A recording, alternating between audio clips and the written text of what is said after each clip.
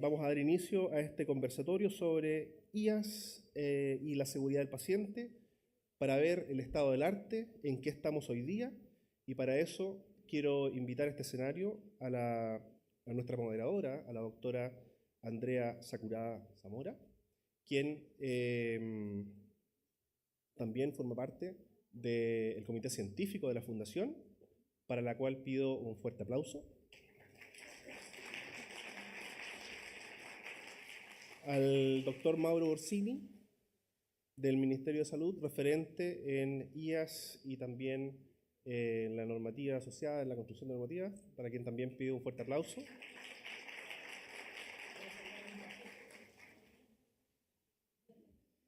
Muy bien. A Paula Brenner, de la acreditadora ACA Limitada, para ver también la perspectiva, el punto de vista desde la acreditación hacia las infecciones. A María Jimenao, del Hospital de la Universidad Católica de Chile. También para ver Universidad de Chile, sí, tiene toda la razón. Para ver también todos los aspectos que están relacionados con vigilancia, ¿ya? E infecciones. Y, por supuesto, también a un representante de un estamento, de un gremio muy importante para la seguridad de los pacientes, para la atención clínica, a don Marcelo Urtubia, químico farmacéutico, quien también va a referirse sobre los programas optimizados para el uso de antibióticos del Hospital El Pino, más conocido como el programa, ¿cierto? El PROA, ¿ya? Así que, doctora, el escenario es suyo. Hola. ¿Se escucha, cierto? Gracias. ¿No?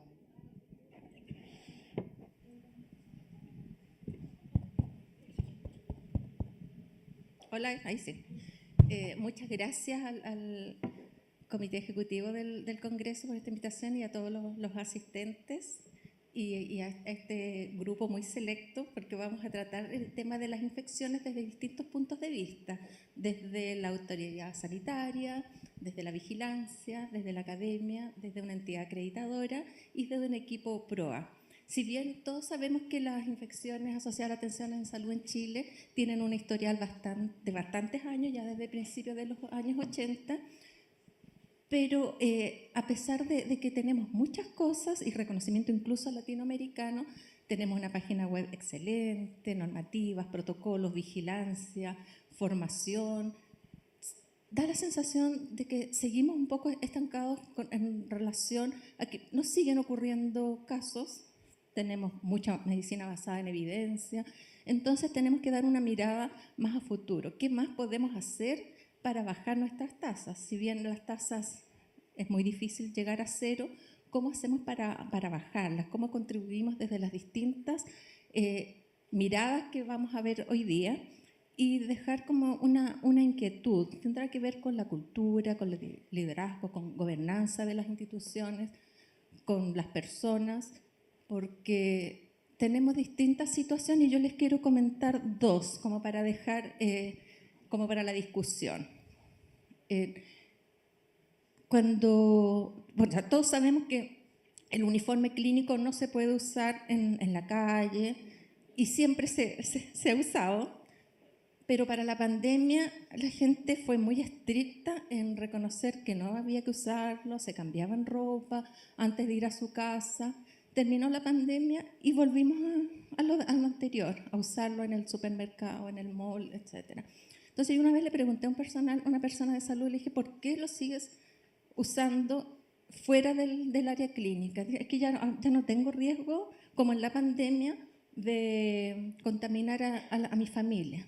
Entonces, bueno, si todos saben qué es lo que se tiene que hacer y lo siguen haciendo y solamente siguen la regla cuando el riesgo es su familia y no el paciente o en el área hospitalaria, da que pensar. Y otra situación también, en algún momento alguna jefatura de infecciones le consulté que por qué no notificaban también por el sistema de vigilancia institucional los eventos adversos que son las infecciones asociadas a la atención de salud. Me dijo, pero es que eso implicaría tener que hacer un análisis caso a caso y nosotros solo analizamos los eventos cuando estamos por sobre el estándar.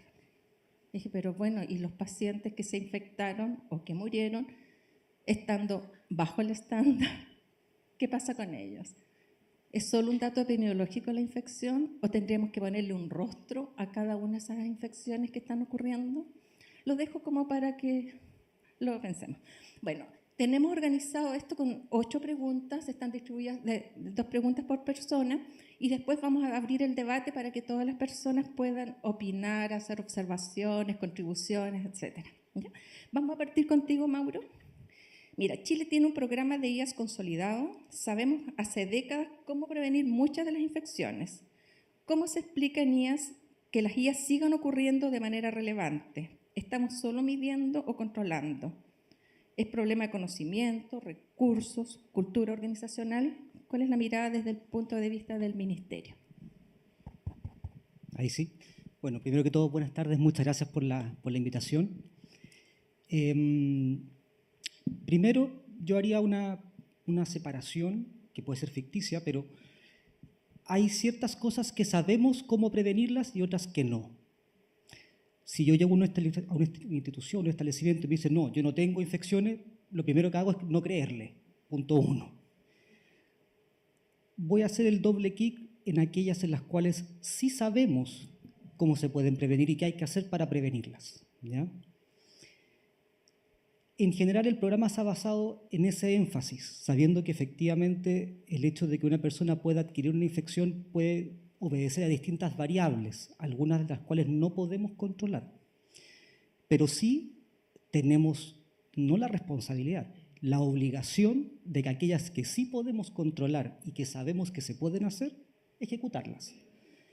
¿Por qué no lo hacemos?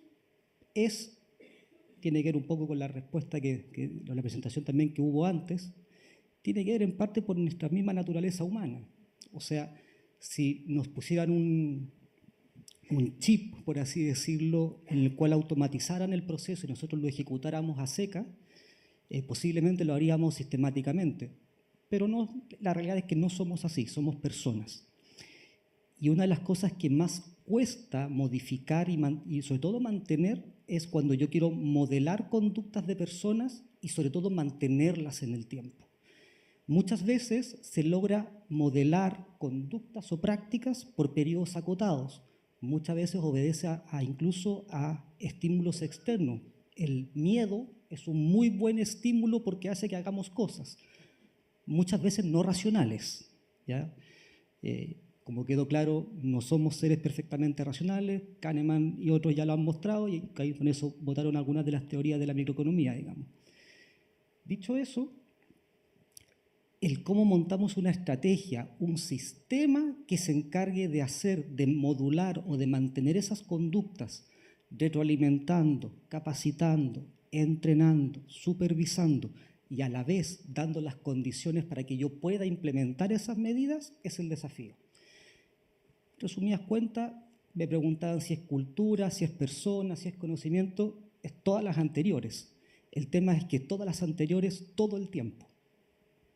Y lamentablemente, una cosa que está muy documentada es que si yo no soy capaz de mantener esa estrategia de manera sostenida en el tiempo, basta con que vote una y puedo perder todo el resultado. Muchas gracias. No sé si alguien más del panel quiere hacer alguna observación. Tal vez agregar a lo que claramente explicó Mauro, es que una de las grandes problemáticas que tenemos como seres humanos es que muchas veces obedecemos órdenes y hay algunas materias que efectivamente no están normadas, porque no se puede normar todo en absoluto. Sin embargo, a lo mejor hay algunas estrategias que no se han probado, que parecen racionales, a lo mejor nos falta evidencia científica suficiente, pero nos permite al menos ordenar cómo trabajamos y obtener resultados comparables en el tiempo. ¿Qué pasa? Tomando el mismo ejemplo del vestuario. Probablemente hay algunos que vivieron la época antigua en que nadie pensaba en irse con el uniforme por la calle o salir vestido hacia la calle con el uniforme. Muchos pasamos algunos contratiempos cuando a las enfermeras usábamos toca y nos íbamos con la toca puesta con ropa de calle. Parecía hasta chistoso. Pero esa normativa después con el tiempo se fue flexibilizando y no hay forma de controlarlo tampoco, porque ¿quién fiscaliza eso? Hay instituciones que efectivamente lo fiscalizan bastante bien porque tienen una entrada, porque tienen vestuario suficiente y una infraestructura preparada para soportar esa indicación. Pero ¿qué pasa con aquellas instituciones que no lo tienen? Si estuviera normado, probablemente tendrían que tenerlo.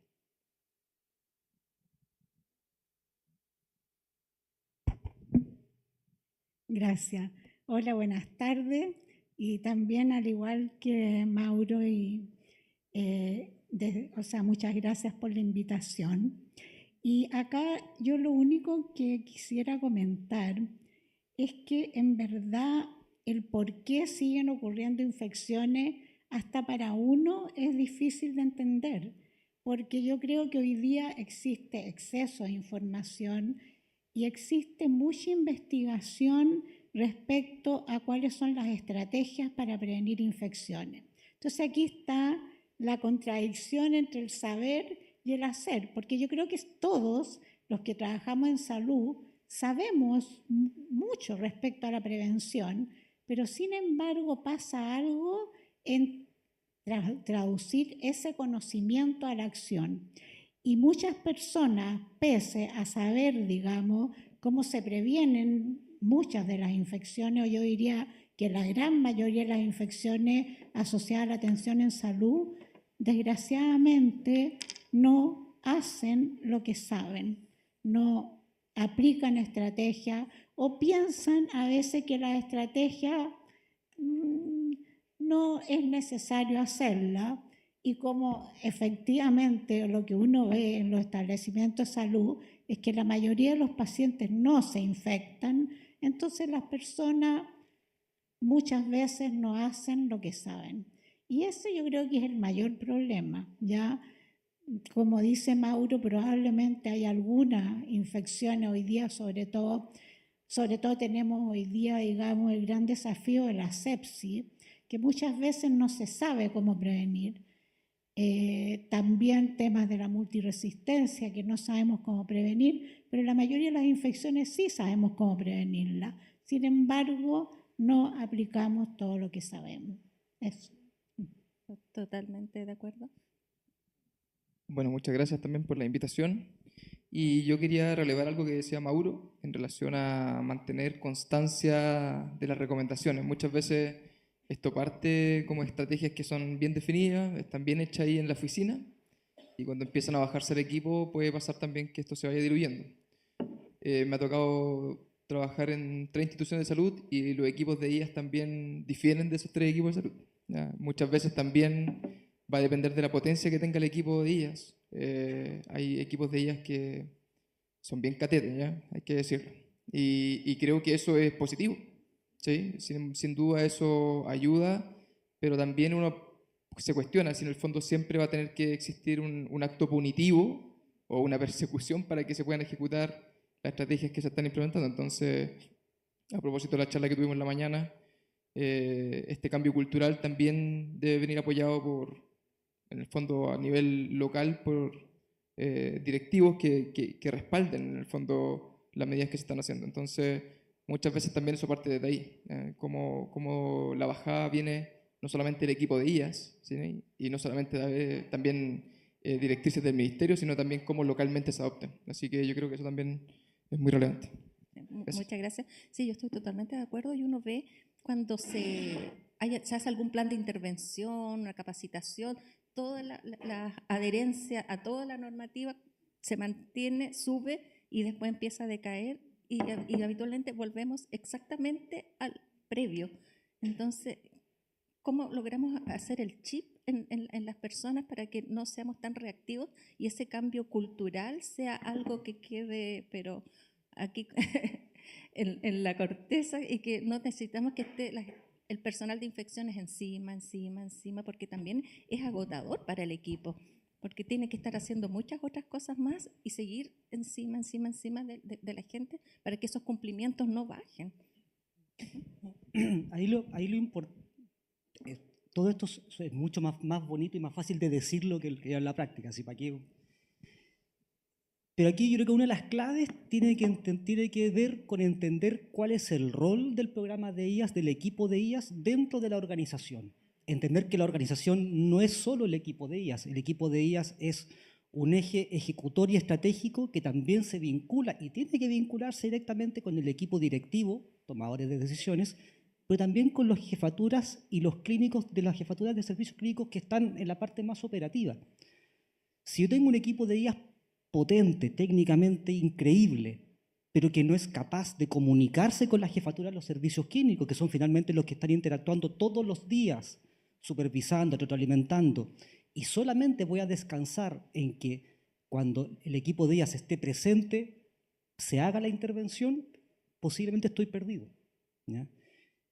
Ahí vienen otras habilidades que no pasan necesariamente por la parte comunicacional, perdón, por la parte técnica de saber epidemiología, saber infecciones, sino que pasan por otra estrategia, que es saber cómo llevar el liderazgo dentro de una institución, cómo saber la diferencia entre un buen directivo y un buen líder, cómo saber la diferencia entre un buen jefe y un buen líder, cómo saber de repente que a lo mejor en un servicio clínico en particular no tengo que vincularme con el jefe de servicio, pero a la vez tengo que identificar algún líder local que tenga más peso que el jefe de servicio, que son cosas que no nos enseñan.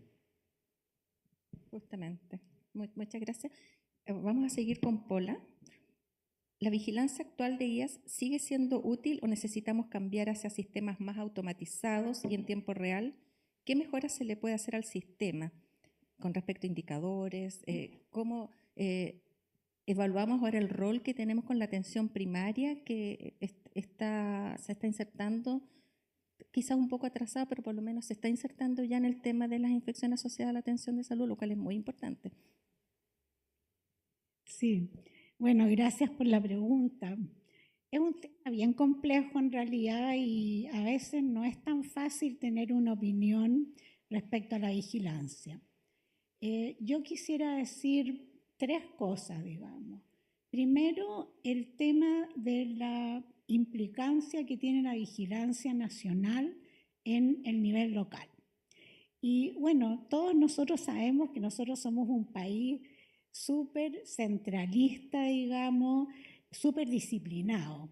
Y eso claramente nos ha ayudado, pero cualquier cantidad que nosotros respetemos nuestras autoridades y que de alguna manera podamos hacer estrategias a nivel nacional. Ahora, en el tema de la vigilancia, el gran problema, y yo ahora estoy mirándolo, digamos, desde la acreditación, el gran problema es que todos los establecimientos de salud vigilan lo que dice el ministerio y no vigilan nada más. Entonces, es probable que muchos problemas de infecciones que están ocurriendo en el día a día simplemente no los vean, ¿ya? Y eso es un tremendo problema porque hay hospitales, por ejemplo, que ponen un catéter urinario al mes, ya, porque son hospitales de mediana, de baja complejidad, o casi no ponen catéteres venosos centrales y sin embargo eso tienen como indicador, porque son los indicadores nacionales y porque en la acreditación dicen que hay que vigilar al menos lo que dice el ministerio y aunque pongan un solo catéter urinario, tienen que vigilarlo igual. Entonces yo creo que todos acá, digamos, que vienen de distintos establecimientos, se han dado cuenta. Y eso hace que tengan un montón de datos que no sirvan para nada. Ahora, respecto a la vigilancia nacional, ¿ya?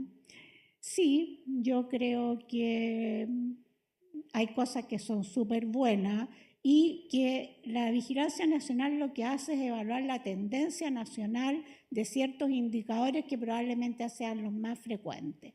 Ahora, ¿Que hay que modernizarla? Bueno, esta es mi opinión. En realidad yo creo que sí. Yo creo que hay indicadores que realmente no están reflejando riesgos y que habría que incorporar otros indicadores y sacar indicadores que se vienen midiendo desde hace mucho tiempo y que hoy día no reflejan riesgos.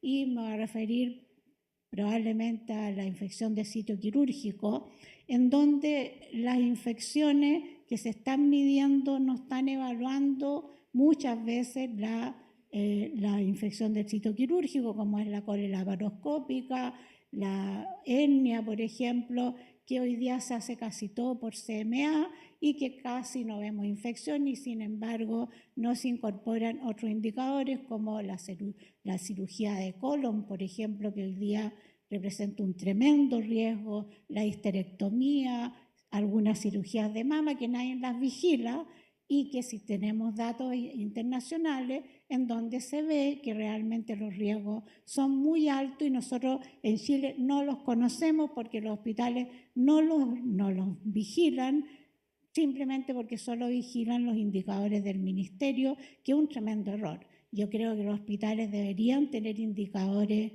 propios, ¿ya? Y bueno, la vigilancia nacional va por otro carril y tendrán que tomar las autoridades, digamos, las decisiones en ese sentido.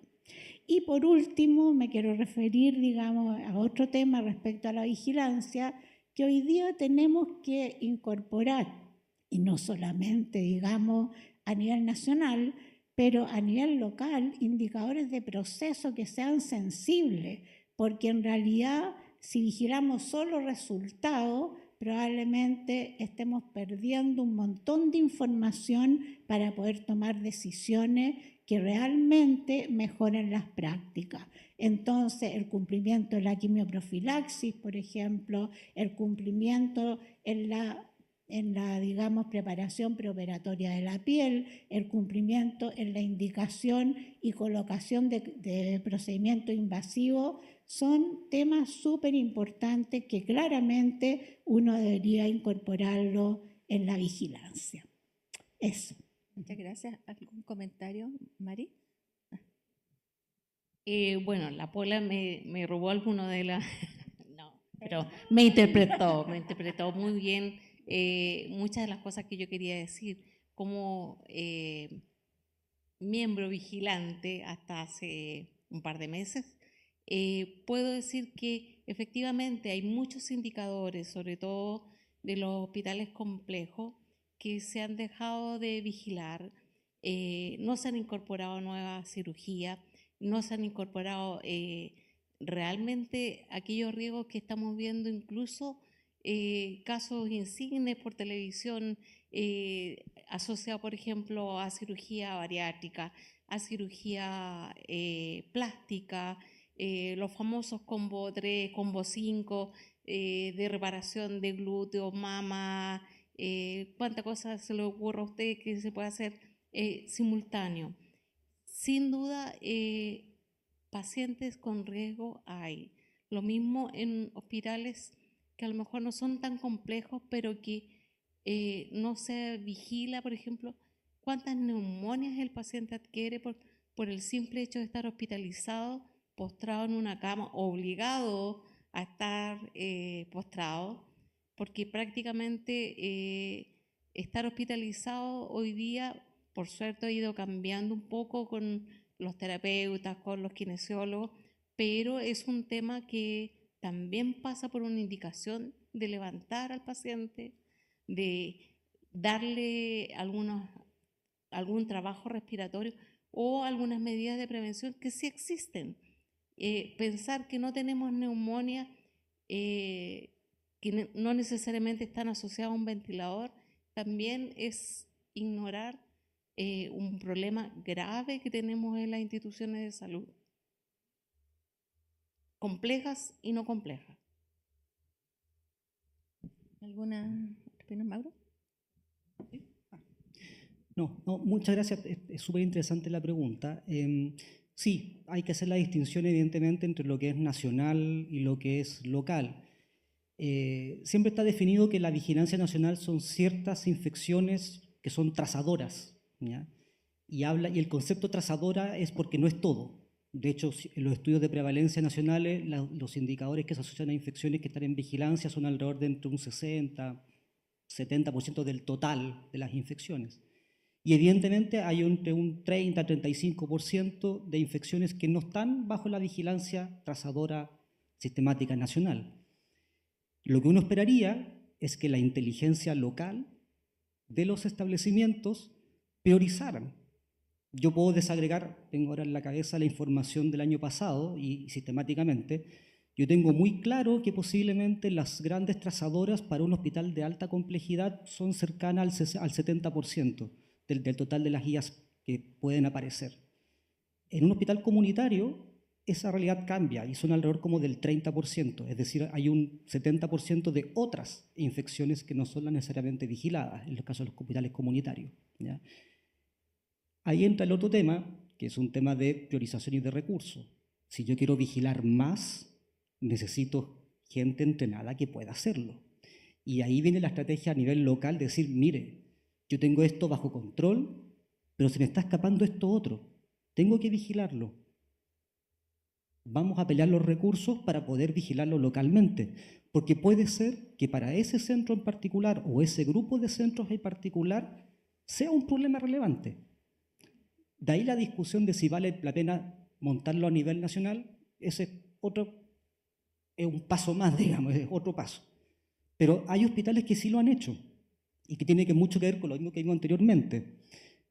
Yo conozco particularmente el caso del Hospital Van Buren, por ejemplo, que un tiempo, hasta el día de hoy, vigila otros síndromes clínicos. ¿Por qué? Porque dijo, mire, esto que estoy vigilando, que son las trazadoras, estamos bien, estamos haciéndolo, pero se me están escapando estas otras. Equipo directivo, ¿sabe qué? Si usted quiere que yo vigile todo esto, necesito un delta. Perfecto, ahí está.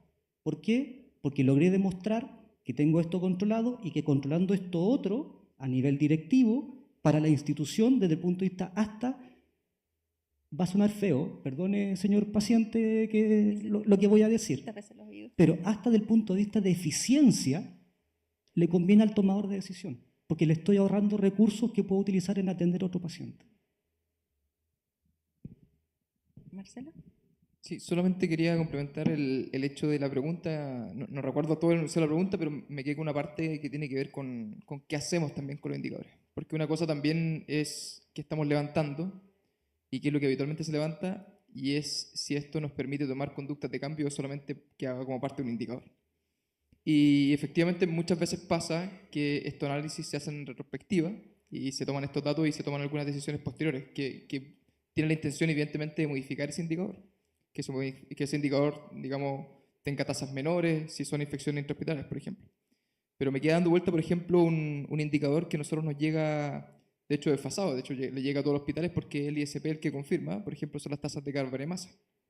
Sabemos hoy día que las tasas de carga de masa están aumentando. En todo Chile es un dato que todos sabemos, o que manejamos al menos. Y la verdad es que si bien ese dato lo sabemos, las estrategias que estamos tomando en relación a eso, a mi parecer, son insuficientes todavía, porque por algo están aumentando todas las tasas en Chile, y eso pasa en todos los hospitales. Uno va viendo que antes la resistencia era particularmente a un grupo particular de microorganismos que le llamábamos KPC, y ahora cada vez vemos metalo-beta-lactamasa o en el fondo un grupo mucho más resistente a carbanémico, y nos quedan menos alternativas también antibióticos. Así que también me queda dando vuelta un poco esa parte, ¿no? ¿Qué es lo que realmente estamos haciendo cuando vemos estos datos en retrospectiva? Y no podemos tomar quizás acciones inmediatas, que quizás los sistemas de vigilancia deberían avanzar a poder hacer un monitoreo en línea, que en el fondo nos permitan tomar decisiones una vez que tenemos el rescate del resultado, y que si bien hay estrategias microbiológicas que nos ayudan a hacer eso, por ejemplo, aislar pacientes a través de algunos tests, quizás deberíamos avanzar algo un poco avanzado que nos permita, como digo, tomar decisiones en el momento y no esperar que este paciente termine falleciendo por alguna bacteria multiresistente y tomar medidas posteriores. Eso. Hola. Sí, quería complementar algo respecto a algo que no dije, que era la atención primaria. en verdad yo creo que nosotros no tenemos pero la menor idea de qué es lo que pasa con las guías en atención primaria. Y claramente hay muchísimos riesgos, no solamente en CMA, que por último ahí algo podemos saber, pero en otras cosas. Por ejemplo, en infecciones urinarias relacionadas tanto a catéteres permanentes como intermitentes que se ponen en la atención primaria y que uno ve, digamos, cuando va a los hospitales que los pacientes vuelven por infección urinaria, pero no hay ningún dato respecto a esos riesgos. O, por ejemplo, en hospitalización domiciliaria, en neumonía en pacientes postrados, que es altísima la tasa, lo mismo que pasa con, ¿cómo se llama?, con centros de larga estadía, y que significan un tremendo riesgo para adultos mayores, para la mortalidad, etcétera, y no sabemos. Entonces, yo creo que es un desafío futuro meternos, porque claramente la atención está migrando hacia la atención primaria. Hoy día eso es lo que se trata de hacer realmente. Y también el tema de la hospitalización domiciliaria, es un tema muy frecuente hoy día. O sea, estamos tratando de sacar a los pacientes de los hospitales. Entonces, yo creo que ese es un reto y un desafío que tenemos que encontrar, y para eso probablemente la gente que trabaja en atención primaria requiere, digamos, más conocimiento en relación a infecciones. Y aquí me voy a la acreditación. En la atención primaria solamente hay una característica que lo que mira es que exista, digamos, un encargado de infecciones en la atención primaria. Ni siquiera se pide capacitación. Algunos la pedimos, pero en realidad no se pide. Y el segundo elemento medible es que tengan una vigilancia de infección deriva-operatoria cuando tienen CMA. Entonces, yo creo que es un desafío más allá de la acreditación, ver cuáles son los riesgos y trabajar en prevención de infecciones teniendo un sistema de vigilancia apropiado en atención primaria, que hoy día claramente no lo hay. Perdonen, que es un tema que me fascina. Sí, para abordar el tema de atención primaria, bueno, es un desafío y es un desafío no acá, es un desafío a nivel mundial. Básicamente porque atención primaria por defecto es la persona que está en la comunidad y ambulatoria, por tanto hay un tema ahí de captura de información que se pierde, ¿ya? O sea, si ya a nivel de hospitalario nos cuesta hacer vigilancia cuando el paciente se va de alta o tiene cirugía mayor ambulatoria, en atención primaria amplifíquenlo por 1000, digamos. Dicho eso, sí es importante que a nivel de atención primaria, hablemos de como estrategia de atención primaria, sí existe una supervigilancia de los procesos. Vamos a los indicadores de proceso. Ni siquiera de conocimiento. ¿Cuál es el nivel de capacitación o qué proporción de la gente que trabaja en urgencia de atención primaria, llámese SAPU, SAR, SUR, ha hecho algún cursito de precauciones estándares en los últimos 5 años? Vamos, al tuntún. ¿Quién da más o quién da menos? Chile, foto tomada hace 4 semanas atrás. Debe ser bajo. Yo creo que los últimos fueron para la pandemia. Después yo creo que debe haber bajado y debe haber quedado en el olvido. Tienen un número así, total. No sé. ¿Quién da más? ¿No? Ya. 15%, no sé. Ya, menos mal que no es tan malo. Ya. Actualmente es cercana al 35% para ese grupo objetivo que, en teoría, urgencia, atención primaria, que es muchas veces el primer puerta de entrada de cualquier paciente. O sea, si hay un lugar de mayor riesgo, está ahí. 35%. Tuvimos un compromiso de gestión, que es un indicador contra el cual medíamos el desempeño de los servicios de salud. Cuando lo tuvimos ahí, llegamos a un 65% de cobertura. Dijimos, ya, no es óptimo, pero vamos subiendo. Saquémoslo porque posiblemente ya en la cultura de la organización está instalado que tienen que hacerlo. Error. Vamos a continuar. Marcelo, la tercera pregunta. ¿Hasta qué punto la resistencia antimicrobiana está cambiando el panorama de las IAS en Chile. ¿Están realmente integrados los programas IAS con los PROA en todos los prestadores?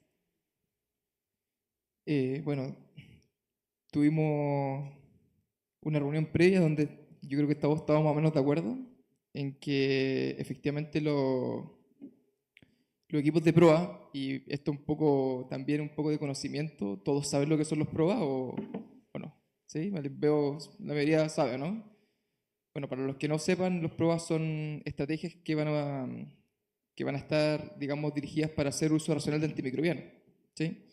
Y en general la norma técnica de Chile establece que los PROA deben estar conformados principalmente por un médico, que es un infectólogo,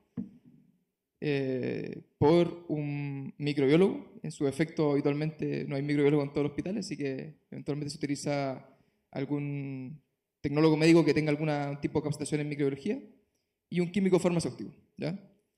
Y recuerdo algo que dijo María en esa reunión que tuvimos previa, y dijo, bueno, finalmente los equipos de IAS también están conformados por un médico, ¿cierto?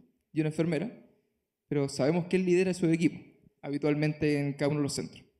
Habitualmente la enfermera es la que se empodera un poco más de esa tarea y es la que finalmente termina ejecutando las tareas de ese programa. Con los pruebas pasa algo similar, ¿ya? Los químicos farmacéuticos nos hacemos cargo de varias cosas. Y eso tiene un lado positivo, evidentemente, y tiene un lado negativo, que muchas veces falta la integración de los equipos. La norma técnica solamente recomienda que pueda haber un encargado de IAS como parte del comité de prueba. Así que ya la norma técnica per se nos está diciendo que en el fondo la participación de IAS es posible, pero no necesariamente obligatoria, ¿ya? Entonces, ya las directrices las directrices, digamos, de los centros es que participe alguien de IAS. La situación que tienen los equipos, la verdad es que termina siendo deficiente en mi parecer, si bien hay algún tipo de estrategias que se pueden hacer conjunto. De hecho, es más, muchas veces nos pasa que compartimos también algunos indicadores, lo cual me parece también que es como contraproducente también la tarea. La norma técnica de prueba establece un indicador microbiológico en relación a tasas de Clostridium, que es el indicador que básicamente lleva IAS. Así que, en el fondo, IAS nos entrega el dato y nosotros decimos gracias. Y hasta ahí nos quedamos. Un poco lo que dije antes, en el fondo es cómo tratamos de movilizarnos para que efectivamente esas tasas vayan bajando. Y efectivamente vamos creando estrategias, pero sería mucho más potente si efectivamente contáramos con la integración no solamente de un encargado de ellas, sino que también todo el equipo de IAS presente en el comité de prueba. Por ejemplo, nosotros teníamos algunas estrategias relacionadas con hacer vigilancia y monitorización de catéteres urinarios permanentes de forma semanal con las encargadas de calidad de cada servicio. Y eso efectivamente empezó a bajar un poco esta necesidad de catéter urinario permanente, sobre todo en la UTI, donde la verdad es que muchas veces eran pacientes que no lo requerían. Y lo hicimos en conjunto con IAS, ¿ya? Y esa estrategia empezó muy bien, pero como siempre terminó muy mal, porque tratamos de dar un poco también libertad a los equipos para que estas estrategias se realizaran y finalmente si no hay alguien supervisando semana a semana, se va perdiendo continuidad también en esa estrategia. Pero como digo, o sea, creo que a partir de la norma en sí es donde tenemos que fortalecer también que los equipos de prueba tengan a un miembro de parte del equipo de ellas que sea permanente y que no sea solamente digamos, una recomendación que se forme en parte. También eso depende también localmente cómo se intervenga. Como dije, hay equipos de ellas que son bien potentes y muchas veces contribuyen demasiado en las tareas que hay que hacer. Pero a veces también pasa que hay equipos que son, digamos, tienen competencias técnicas muy altas, pero muchas veces la comunicación con los equipos de los diferentes servicios clínicos no es la más adecuada y eso también dificulta las estrategias que se pueden implementar. Hay un montón de ideas que se me ocurren, que se me vienen a la cabeza, evidentemente, pero finalmente, en relación a la pregunta, yo creo que la integración no es la que uno esperaría. ¿Algún comentario? Sí, mira, yo creo que el gran error, digamos, de los PROA es concentrar su actividad solamente en el uso racional de antimicrobianos y no en disminuir la resistencia, porque en realidad una de las estrategias más importantes para disminuir la resistencia son buenos programas de IAS. Entonces, si en el grupo de PROA no hay gente, digamos, que sepa IAS y en el grupo de IAS no hay gente que sepa de antimicrobianos, estamos mal, ¿ya?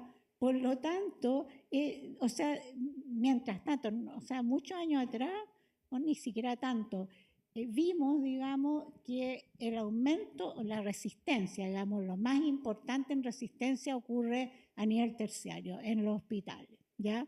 Ahí es donde tenemos más, digamos, cepa resistente a antibióticos de última generación. ¿Y cómo se previene eso no transmitiendo resistencia entre un paciente y otro? ¿Y qué es eso? Programa de control de infecciones.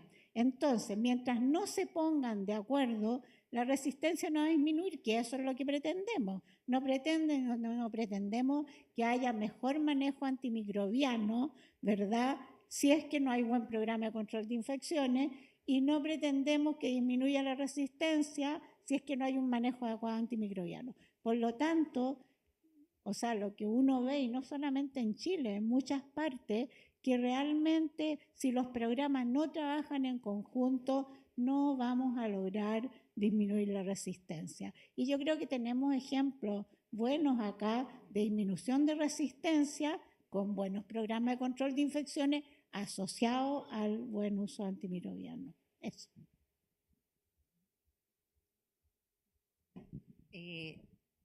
Sin duda, yo ya lo habíamos conversado, que uno de los grandes problemas es la integración que hay desde IAS. Lamentablemente, uno de los grandes problemas es que los equipos de IA cada vez están con más tareas, más funciones y no hay horas asignadas para estos propósitos. O sea, podemos aumentar las estrategias, podemos mejorar a lo mejor los tiempos asignados y usar todo este conocimiento que traen los equipos IA si además se establece una obligación. Lamentablemente en Chile nada parte si no es por obligación y después, bueno, terminar haciendo devoción. Pero simplemente si eso estuviese indicado dentro de la organización que tienen los equipos PROA, probablemente habría que generar el espacio, generar la necesidad de horas y de interacción de estos equipos para poder llevar un programa exitoso, porque no solamente podemos pensar en las buenas intenciones.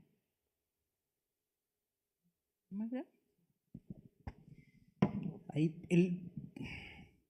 yo sé que es pésimo dar ejemplos o dar así como metáfora, pero vamos a usar una que espero que no salga mal.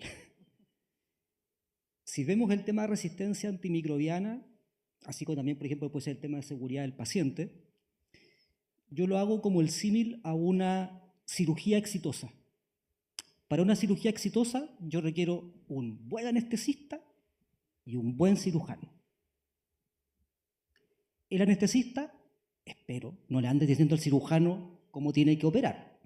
Y el cirujano no le anda diciendo al anestesista cómo tiene que indicar la anestesia, ni qué dosis, ni nada. Pero tienen que estar conversando permanentemente durante la cirugía para ver cómo está el paciente y cada uno, en su formación, en su especialidad, hacer lo que sea para que ese paciente tenga una cirugía exitosa. PROA, IAS es exactamente lo mismo. Los equipos de seguridad del paciente y equipos de IAS son exactamente lo mismo. Aquí la clave es entender también otra responsabilidad. Todos estos actores están a nivel de equipo directivo por algo.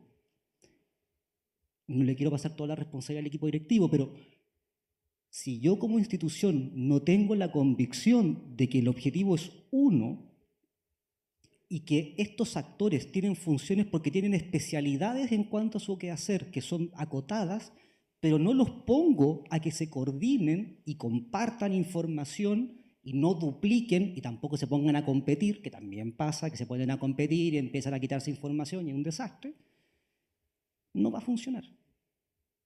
Y eso es clave que que conversen, es clave que interactúen, que compartan información, que tengan responsabilidades definidas, porque finalmente también necesitamos eso. Pero no, esto es mío y me lo llevo para la casa.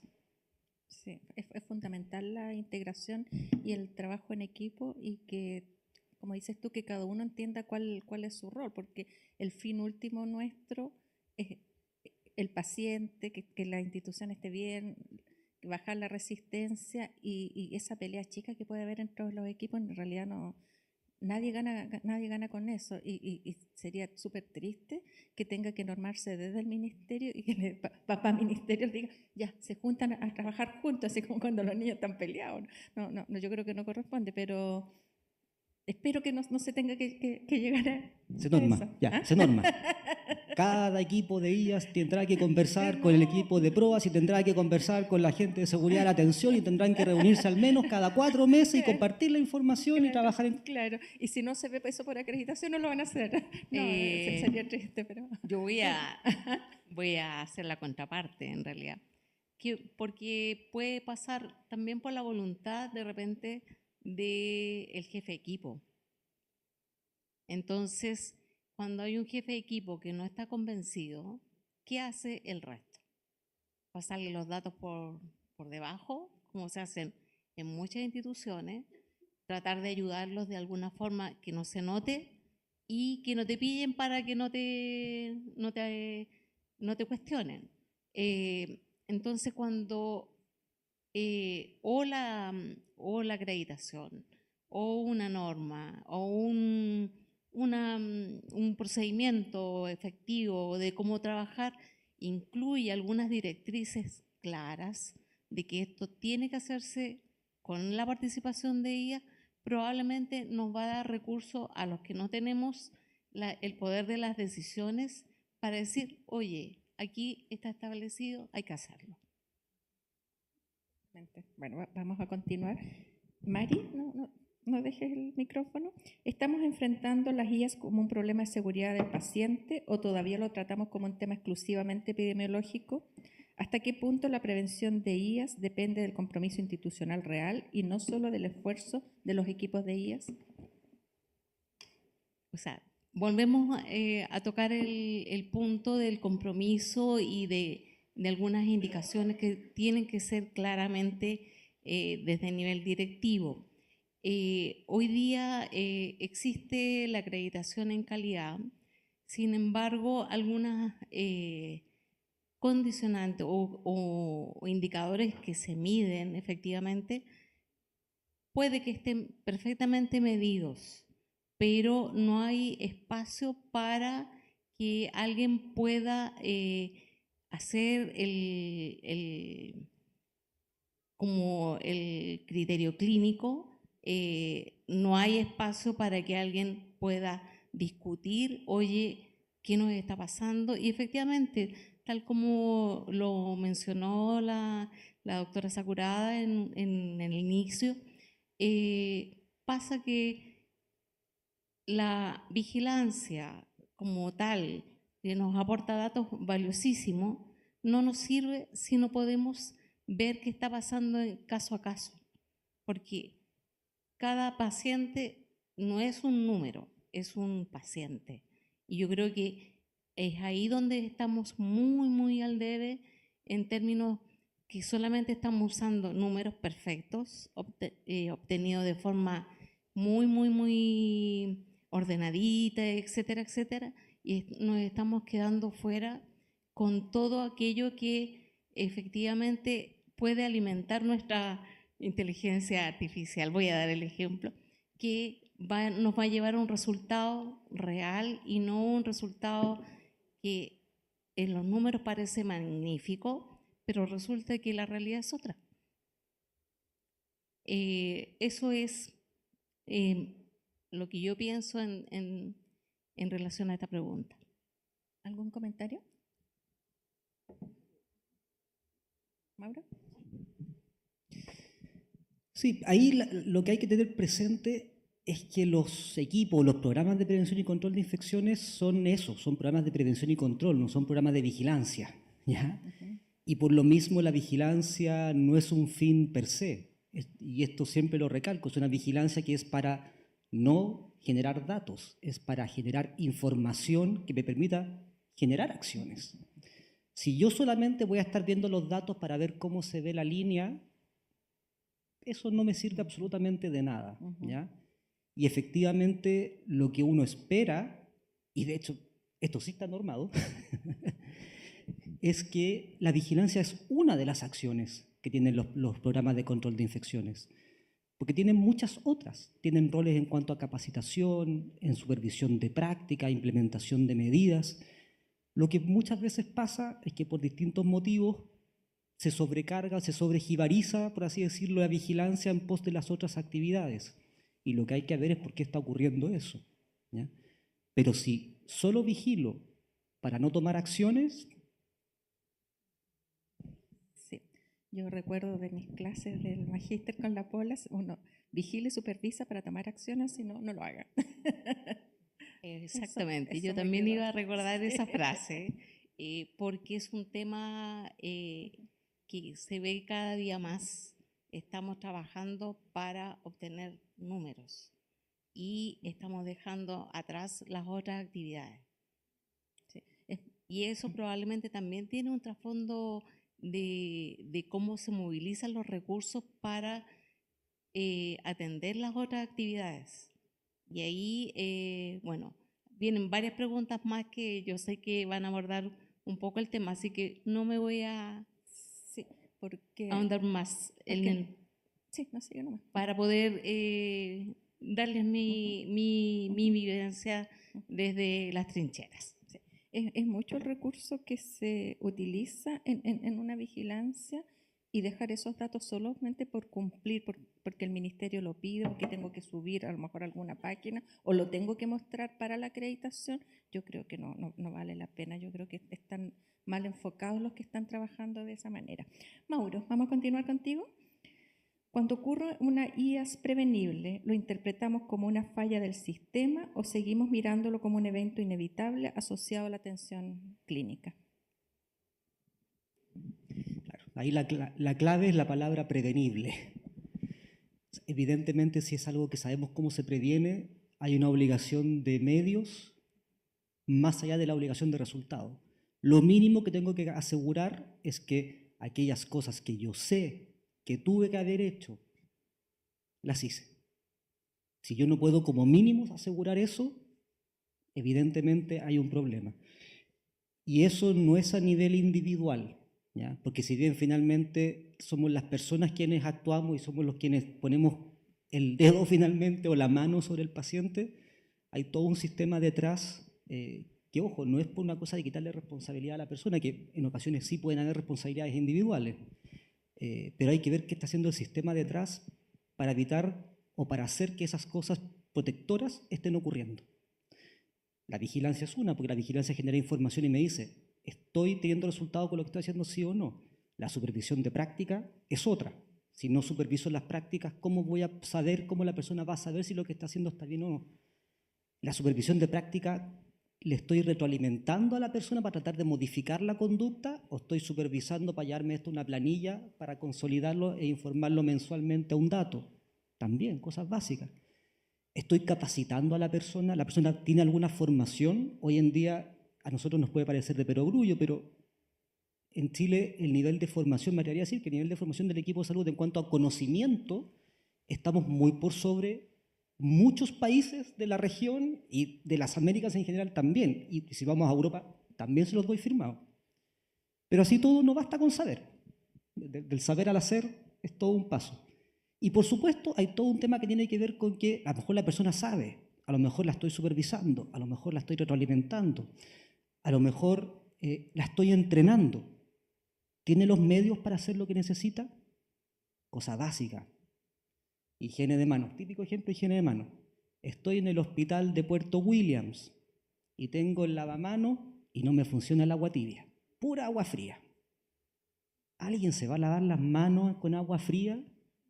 Y además, porque somos brillantes, en el diseño le puse la mano a la entrada de la sala de hospital, cosa que tenga que caminar como 10 metros, estoy inventando, porque en Puerto Williams evidentemente no es así, pero tengo que caminar como 10 metros para atender al paciente, y si paso de una zona sucia a una zona limpia, tengo que devolverme esos 10 metros para lavarme las manos con agua fría y después caminar de nuevo esos 10 metros. Olvídense. ¿Ya? Entonces, es mucho de sistema y parte desde el diseño de cómo lo pienso. ¿Alguna otra opinión? O sea, nosotros, digamos, desde la academia, por decirlo de alguna manera, o desde la Asociación Latinoamericana de Control de Infecciones, tenemos la premisa que todas las infecciones infecciones asociadas a la atención en salud son prevenibles hasta que no se demuestre lo contrario.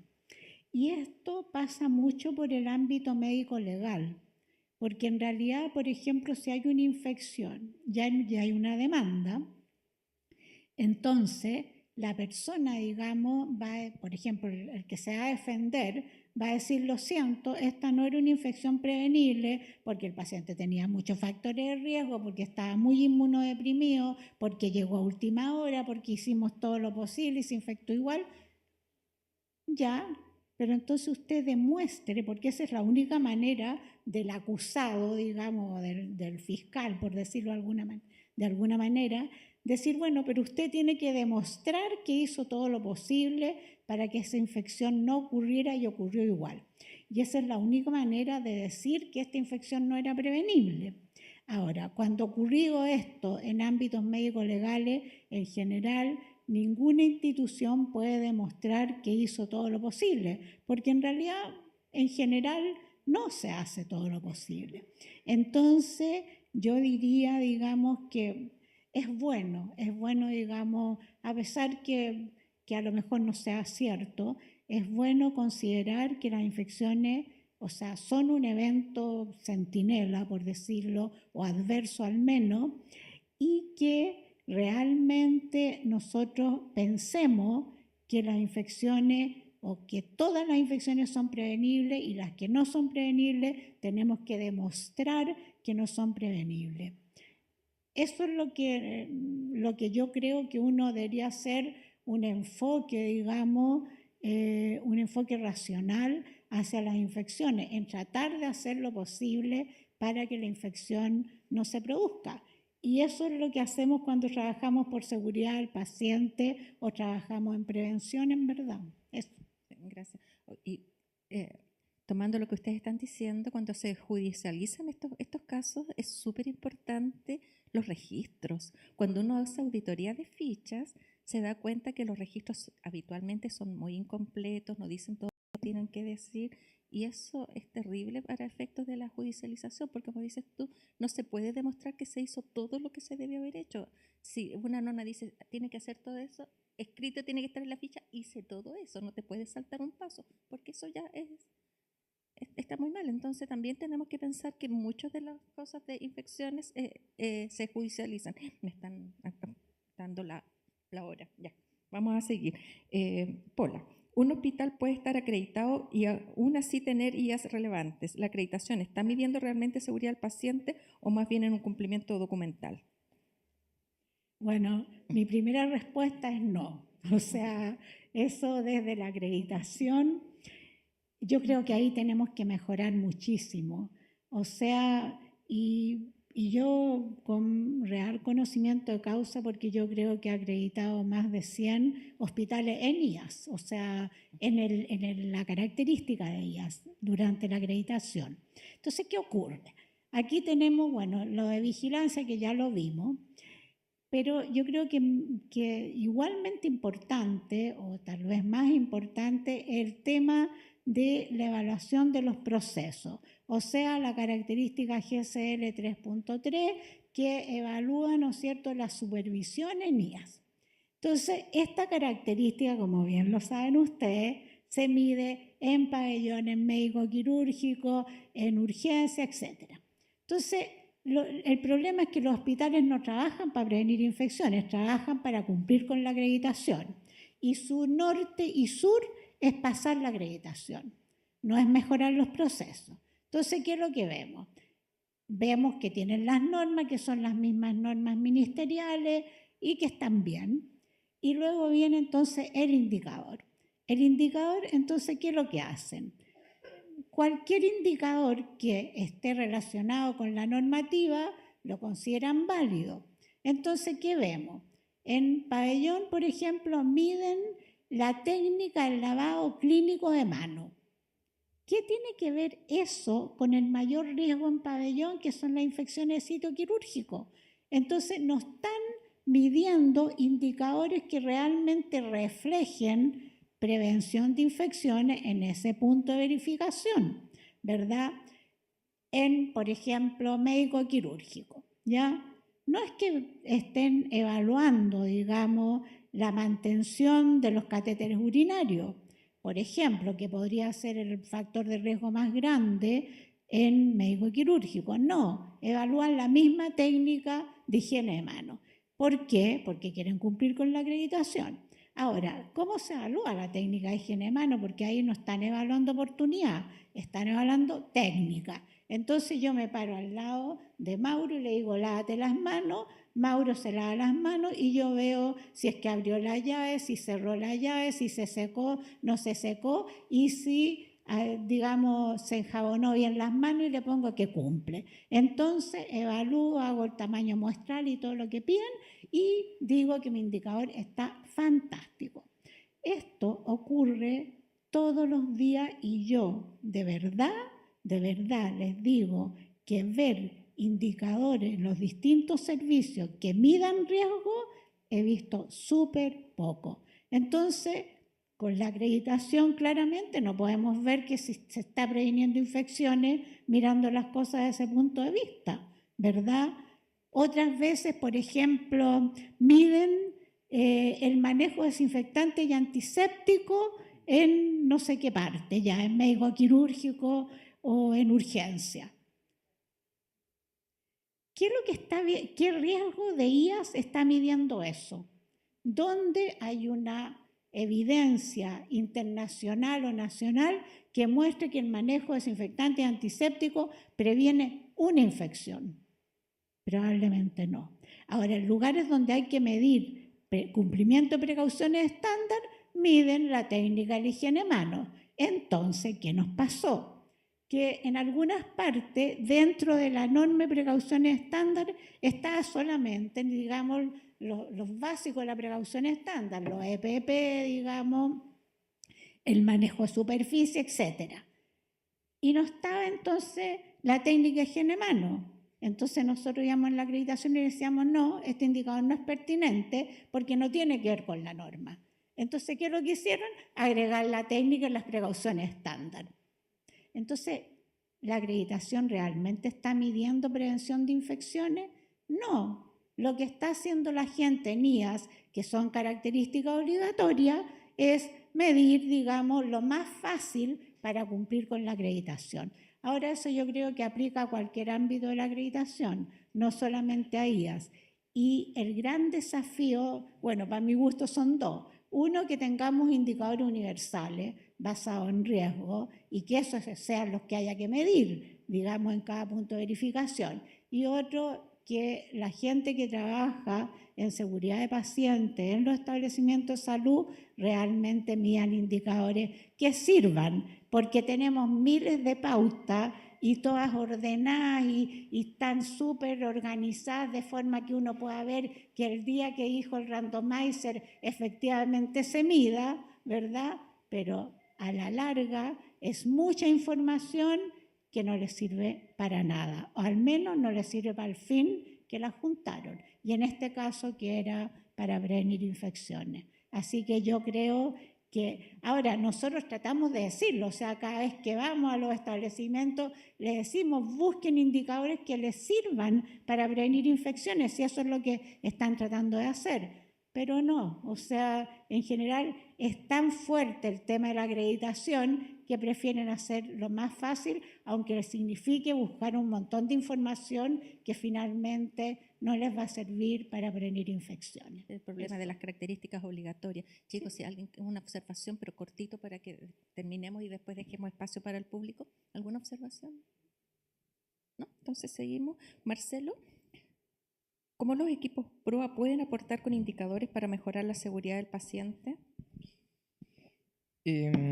Bueno, esta pregunta igual tiene el sentido de hacer el link de los PROA en base también a esta charla y a la intención del Congreso. Entonces, estuve revisando varias cosas y en realidad hay muchas cosas que se pueden mejorar desde el punto del indicador. ¿Por qué lo digo? Porque muchas veces el indicador, al igual que los equipos de IAS, básicamente es medir consumo y medir algunos otros indicadores de proceso. Hay algunos por ahí indicadores clínicos que la verdad no reflejan realmente el uso racional de antimicrobianos. Muchas veces, por ejemplo, uno podría pensar en cuánto están midiendo los PROA en relación a la terapia de traslape vía oral, por ejemplo, que sería una medida de seguridad muy adecuada pensando en disminuir los tiempos de tratamiento endovenoso, por ejemplo. Si bien esto puede ser un indicador indirecto a través del consumo, la verdad es que la magnitud de fuerza que pueda tener el hecho de medir ese indicador sería muy relevante. Otra estrategia que podría ser medida, por ejemplo, sería el tema de adoptar medidas de OPAT, que básicamente son administración de antimicrobiano en pacientes en hospitalización domiciliaria. Y cómo a través de implementar medidas, por ejemplo, como bomba elastómera o algún tipo de medida que permita la administración del fármaco fuera del hospital, sería muy relevante, ya que eso nos está evitando evidentemente IAS. Y uno se plantea también cosas relacionadas, por ejemplo, con la etiqueta de alergia a medicamentos. Muchas veces los pacientes nos dicen que son alérgicos a beta-lactámico y uno dice, ¿será realmente alérgico a beta-lactámico? Y a lo mejor si uno implementara medidas o checklist de seguridad o tal vez algunos test inmunológicos, uno podría sacar estas etiquetas de alérgica a medicamentos y de alguna manera utilizar siempre terapias más seguras y no utilizar terapias de segunda y tercera línea, por ejemplo. ¿Qué más? Podríamos, por ejemplo, hacer indicadores respecto a terapias que son altamente tóxicas de antimicrobianos y tener un indicador respecto a eso y que existan alertas respecto al uso de esos antimicrobianos y tomar medidas que sean preventivas y también, evidentemente, seguimiento.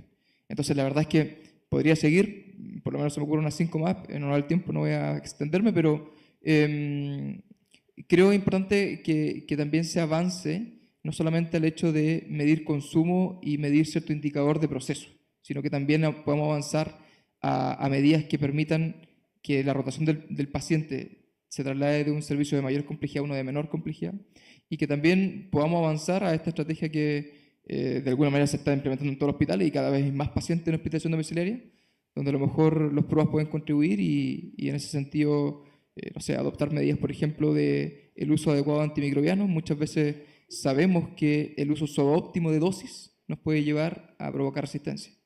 Y nos plantean en hospitalización domiciliaria, por ejemplo, ¿qué pasa si el paciente tiene diálisis a las 8 de la tarde porque domiciliaria va hasta las 6? Y la dosis tiene que pasar por diálisis. Por lo tanto, el paciente está recibiendo dosis subóptima. Probablemente ese paciente llegue entonces a hospitalizarse con una bacteria que adoptó algún mecanismo de resistencia. Y es netamente algo tan fácil como establecer y estandarizar cuáles son los medicamentos que pueden pasar en una infusión continua que nos permita garantizar optimizar la dosis. Entonces, medidas como esa, por ejemplo, yo creo que podrían contribuir en todos los hospitales. Estamos tratando de hacerlo en nuestro hospital, pero siempre los recursos evidentemente son limitados porque cuando uno pide bomba elastómera, no hay tantos recursos para comprar tantas bombas. Así que, pero en el fondo son medidas que podríamos implementar y evidentemente indicadores que podríamos mejorar. Muchas gracias, Marcelo. ¿Alguna opinión? Mari, cortito, la última pregunta antes de pasar al público. Dada la disparidad y capacitación de los recursos humanos que realizan la vigilancia, prevención y control de IAS y las mínimas exigencias de actualizaciones de conocimientos de los equipos de IAS y los equipos de salud, ¿puede ser uno de los pilares que flaquean al momento de realizar las intervenciones? Sin duda ya estábamos viendo cómo la capacitación tan deficiente ya es un problema y yo quiero ahondar en otro aspecto también que tiene que ver con la calidad de la capacitación, porque para nadie es un misterio que hoy día hay muchos cursos disponibles en línea de infección asociada a la atención de salud. Y si uno revisa a veces los programas que ofrecen y quienes dictan estas clases, es gente que ni siquiera se conoce en el ambiente de control de infecciones, nunca ha trabajado en IAS, entonces no reconocen cuál es la realidad que se vive en las diferentes instituciones, tanto privadas como públicas y obviamente a nivel de ambulatorio. Y esa es una de las grandes falencias que hoy día vemos, que antiguamente llegar a ser enfermera o un profesional que trabaje en control de infecciones era un lujo, o sea, se te exigía mucho, tú estabas constantemente cuestionada si efectivamente tenías los conocimientos y se te pedía un conocimiento básico, clínico, para poder también tener un estatus que te permitiera acercarte a los equipos libremente y no que vinieras recién egresada a plantarte como control de infecciones. Es difícil aprender control de infecciones. Yo digo que cada día que pasa me doy cuenta que sé tan poco y ya estoy terminando mi carrera como enfermera de control de infecciones y todavía tengo tanto que aprender. Sin duda, cada una de ese aprendizaje no ha sido de forma aleatoria en mi caso, pero yo sé que hay muchas profesionales que se forman a sí mismos o no se forman o simplemente toman el curso X porque se cumple con las horas. ¿Alguna observación? Si no hay observaciones, pasamos a las preguntas del público. Allá atrás, doctor Ariel.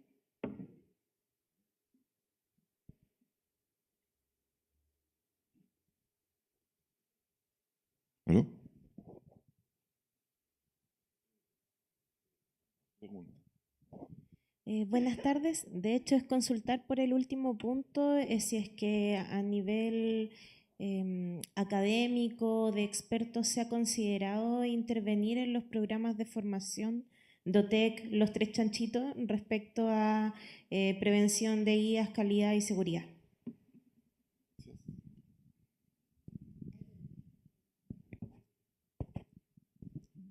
A ver, desde el punto de vista regulatorio, tenemos un desafío que no es menor. A nivel normativo, de hecho, está fijado cuál es el conocimiento básico que tiene que tener alguien que conforma los equipos de control de infecciones, y de hecho se le exige una actualización cada cierto tiempo, ¿ya? Yo me atrevería a decir, con el riesgo de que me llegue un peñascazo en la boca, de que en general la gente particularmente la gente que trabaja en los equipos, está bien formada, está bien capacitada. Sí tenemos una situación que es una brecha generacional, que tenemos una generación que va saliendo, que pasó por muchas instancias de formación y aprendizaje, y una que viene entrando. Y ese empalme, que a lo mejor en la parte técnica o en el conocimiento sabe mucho, pero hay ciertas cosas que no se aprenden por más que uno estudie, se aprenden estando ahí. Y ese traspaso es lo que no se da naturalmente en todos los hospitales. Lo que yo he visto en general es que cuando la institución se preocupa, y cuando digo la institución me refiero a los equipos directivos, y la misma gente que los equipos, digamos, que se mantienen en el tiempo, se preocupan de que existe una transición. No es como me voy, te fuiste y mañana llega una persona y parte de cero, sino que dan la instancia que se produzca una transición de entrega de, a lo mejor no conocimiento técnico, sino que, mira, por si acaso, si vas al servicio tanto, ojo, que en la cama tanto tiene una, no sé, una inclinación o qué sé yo. Desde el punto de vista de los cursos hay un problema, hay un tema de libertad de enseñanza y hay un tema de libre mercado. En los 80 posiblemente había ni un curso de control de infecciones y era abro comillas, más fácil, porque el ministerio dijo, este es el curso, estos son los contenidos. Hoy en día, viendo el lado aún positivo, hay muchos cursos, pues en los 90, tiene razón. Sí, son los 80 posiblemente no, 90. Muchos cursos, pero la diversidad que hay es un tema. Y si tú quieres exigirles calidad a esos cursos, no están los instrumentos actualmente legales como para pedirles tiene que estar acreditado el curso, eso no se puede, no está el mecanismo legal para ejercerlo, ¿ya? De hecho, te podrían acusar hasta la Fiscalía Nacional Económica que estás atentando contra la libertad de una actividad económica, básicamente. Bueno, yo les quiero decir que la norma 225 en la acreditación nos ha ayudado mucho, porque en verdad antes de eso lo que uno hacía era pedir los certificados y punto, pero ahora pedimos los programas. Entonces, al menos los contenidos, digamos, que tienen que tener los cursos, tienen que estar para la gente, digamos, que, bueno, las personas que trabajan en control de infecciones, el médico de control de infecciones y la enfermera de control de infecciones. Entonces, lo que uno ha visto estos últimos, desde que salió la norma, lo que uno ha visto es que la gente ha tenido que actualizar los cursos, porque muchos, por ejemplo, no tenían contenido en estadística, no tenían contenido en vigilancia ni en epidemiología general, que hoy día la norma lo exige, y eso ha sido súper bueno. Ahora, lo que tenemos que tener claro para los que van a ser acreditados es que revisen los programas, porque hoy día, bueno, al menos digamos, los que acreditamos y vemos que tienen que ser de acuerdo a la norma del ministerio, entonces vemos que los programas estén acorde a la norma 225. Yo creo que lo que nos falta un poco, sí, es en la, no en la gente que trabaja en control de infecciones, sino que en todas las personas clínicas que tienen que tener contenidos de acuerdo a su función. Eso es lo que dice la norma. Y eso, los establecimientos en realidad tienen cursos generales online para que cumpla la cobertura en IAS. Ahora, en el caso de nosotros a la persona que es bien experta en recursos humanos también le decimos que tiene que revisar los programas para que por lo menos la gente tenga conciencia que tienen que tener contenidos que sirvan, ¿verdad? Pero yo creo que el tema de la norma, al menos la gente que trabaja en los programas, a nosotros nos ha servido harto para que la gente por lo menos tenga los contenidos. Ahora es cierto que uno no puede discutir respecto a los programas, respecto a las entidades que hacen los cursos, que probablemente tiene toda la razón María, que en verdad muchas son organizaciones que uno no las ha escuchado nunca en su vida, y la gente que está ahí y se supone que uno conoce más o menos lo que trabajan en IA, no han trabajado nunca, y eso es verdad. Pero ahí están las organizaciones para que puedan dirimir qué organizaciones les parecen más, digamos, más respetadas en esa materia. Pero eso. Sí, oye, estoy totalmente de acuerdo contigo, porque yo tengo una amiga que trabaja en un hospital, pero ella solamente va en ambulatorio, de hecho hace policlínico y tratamiento anticoagulante. Y le hicieron hacer el curso de infecciones, pero viendo ventilación mecánica. Dijo, jamás he visto eso. Y también hay gente que trabaja en atención primaria, como ahora les están pidiendo formación. Esos cursos no son para ellos. Entonces, a lo mejor habría que diferenciar en los programas qué cursos son para atención primaria, qué cursos son para hospitales de alta complejidad, porque en realidad hacer que todos hagan lo mismo no tiene ninguna validez, una pérdida. Bueno, y eso es lo que dice tiempo, la norma. claro. La norma dice que la gente tiene que saber IAS de acuerdo a su función. ¿Te fijas bien? ¿Alguna observación? Bueno, yo quería hacer más que nada un comentario. Me ha pasado mucho que cuando voy a aplicar pautas, últimamente los informes han bajado y lo he dejado así sin modificar, porque la pauta del lavado clínico de manos y más el quirúrgico, me pasa que me empiezan a discutir que el hospital tanto, por ejemplo, el hospital regional, deja que ahora se pinten las uñas, el esmaltado permanente. Yo obviamente me rijo bajo lo que dice mi hospital y en mi hospital no está permitido. Y detrás de eso voy y hago una retroalimentación, puede crecer la cutícula, no se ve debajo de la uña si hay microorganismos, o sea, para que volvamos al antiguo y pensemos y racionalicemos qué es la importancia del lavado clínico de manos para poder empezar a hacer cualquier cosa. En el estamento técnico no me cuesta porque obviamente sí me hacen caso. En el estamento profesional tampoco lo tengo bajo control, pero en el estamento médico me voy a las pailas porque me rebaten y si ya el hospital regional lo permite, se supone que este hospital también lo debería permitir. Y he dejado los informes bajos, las estadísticas están bajas y las voy a seguir dejando bajas porque en la realidad no lo voy a modificar. Lo hablé con la enfermera de IAS, pero encuentro que estamos cada vez bajando normas de seguridad que deberíamos seguir manteniendo más altas todavía, o sea, no ir bajando. No sé qué tips me pueden dar para ayudarme, tal vez, no sé. Mauro, porque hay hartos problemas con la última norma que salió con respecto a la pintura de uñas. No sé qué retroalimentación les puede haber llegado a ustedes de eso. Bola, no sé quién quiere opinar, porque en realidad dice que cada centro tiene que normarlo, salvo en los lugares donde se hacen procedimientos invasivos, pero... Mira. Es complicado acá en Santiago cuando la gente trabaja en distintos centros, entonces, ¿qué hace? Se saca la pintura permanente en la mañana, te la pone en la tarde. Mira, yo quiero ir más allá. Primero, en la evidencia científica de cuánto sirve eso en la prevención de infecciones. La evidencia y todos los trabajos publicados apuntan a la oportunidad de la higiene de mano.